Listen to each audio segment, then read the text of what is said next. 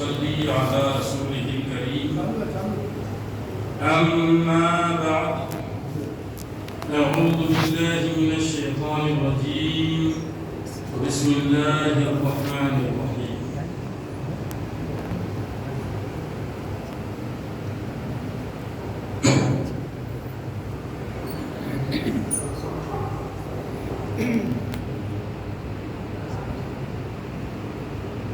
فاذکرونی اذکرکم واشکروا لی ولا تکفرون صدق اللہ العلی العظیم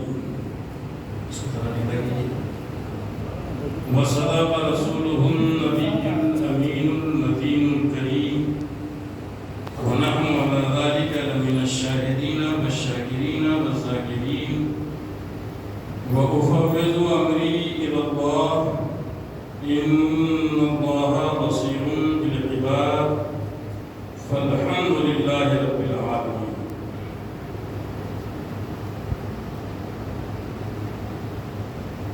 درود پاک پڑھیے اللهم صل على سيدنا مولانا محمد معدن الوجود وسلم صلاة وسلام عليك. ہم مسلسل تقریریں سنتے ہیں. آج کل واٹس ایپ یوٹیوب ہر جگہ تقریروں کی ایک بھیڑ ہے. ایسی محفلوں میں ایک روحانیت طاری ہونی چاہیے کیونکہ یہاں انسان جو بیٹھتا ہے تو اللہ تبارک و تعالیٰ اس کے دل میں اثر اندازی کا جذبہ پیدا فرماتا ہے. بہت ساری تقریریں آپ نے سنی ہوں گی مگر آئیے آج میں نے اس متبرک دن اور متبرک لمحوں اور ساعتوں جس آیت کریمہ کی تلاوت کا شرف میں نے حاصل کیا ہے. اللہ تبارک و تعالیٰ اس آیت پاک میں یہ ارشاد فرماتا ہے. درود پاک پڑھیے اللہم صلی علی سیدنا مولانا محمد وبارک وسلم صلاۃ وسلام علیک یا رسول اللہ. اللہ ارشاد فرماتا ہے فاذکرونی اذکرکم واشکروا لی ولا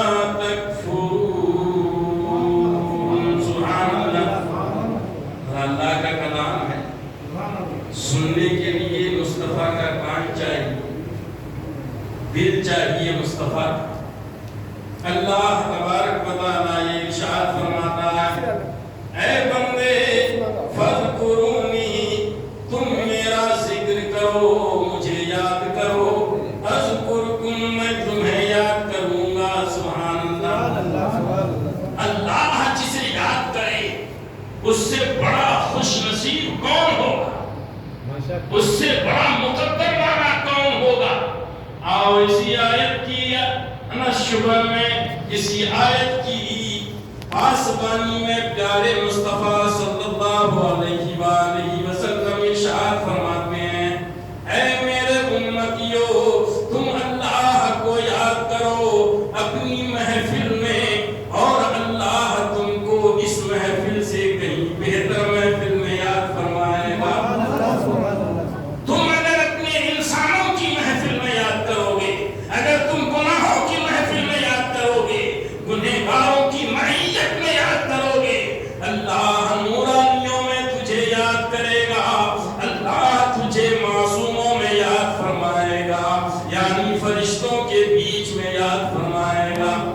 ایک حدیث پاک ہے اللہ کے پیارے نبی صلی اللہ علیہ وآلہ وسلم ارشاد فرماتے ہیں جب بندہ اللہ کو یاد کرتا ہے تو اللہ تبارک و تعالیٰ فرشتوں سے ارشاد فرماتا ہے اے فرشتوں بتاؤ اس بندے کی غرض کیا ہے، اس بندے کا مجھے یاد کرنے میں فائدہ کیا ہے، یہ مجھے کیوں یاد کر رہا ہے، مجھے یاد کرنے سے کیا اس کا کوئی دنیاوی مقصد ہے، کوئی غرض لاحق ہے. فرشتے گواہی دیں گے یا الہی یہ تو اکیلا ہے، نہ اکالی مقصود ہے، نہ دکھاوا مقصود ہے.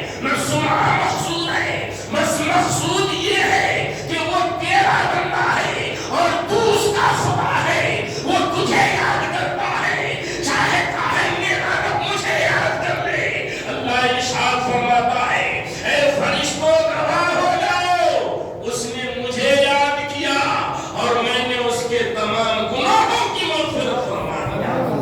अब बताएं, एक मर्तबा अल्लाह को याद करें तो ये हाल है कि आप अगर एक मर्तबा याद करते हैं तो अल्लाह फरिश्तों को गवाह बना रहा है। किसको गवाह बना रहा है? फरिश्तों को।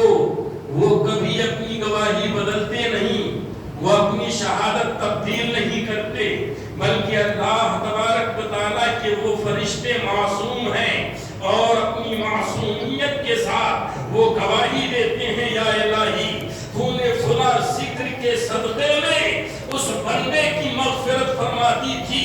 अल्लाह फरमाएगा, ए फरिश्तों तुम जब गवाही दे रहे हो तो सुनो, मैंने उनकी मग़फ़िरत आज भी फरमा दी। एक है फ़ज़्कुरूनी, तुम मुझे याद करो। याद करने का तरीका क्या है? तो अफ़ज़लुल अज़कार, याद करने का सबसे अफजल तरीन तरीका कलिमा ला इलाहा इल्लल्लाहु मुहम्मदुर रसूलुल्लाह पढ़ना। मगर आज का ज़माना कैसा है कि हम सब गाएंगे, हम सब गुनगुनाएंगे, है ना, बिल्कुल गाना भी गाएंगे, मगर किसी मुसलमान को तौफीक नहीं है उसकी सुबह का आगाज कलिमा हक से हो, या शाम खत्म हो तो कलिमा से खत्म हो। दिन भर में कभी कुछ याद नहीं आता है, कलिमा पढ़ता नहीं है। बाज़ ऐसे लोग भी हैं जो पैदा होते हैं, मर जाते हैं, मगर अपनी जिंदगी में सिर्फ निकाह के वक्त अगर पढ़ाया गया तो कलेमा पढ़ते हैं, वरना अपनी जानिब से पढ़ते नहीं। बल्कि बाज़ तो ऐसे बंदे भी हैं अल्लाह के जिसको कलेमा गुनगुनाना नहीं आता है, कलेमा सीखा नहीं उसने, कलेमा पढ़ा नहीं उसने।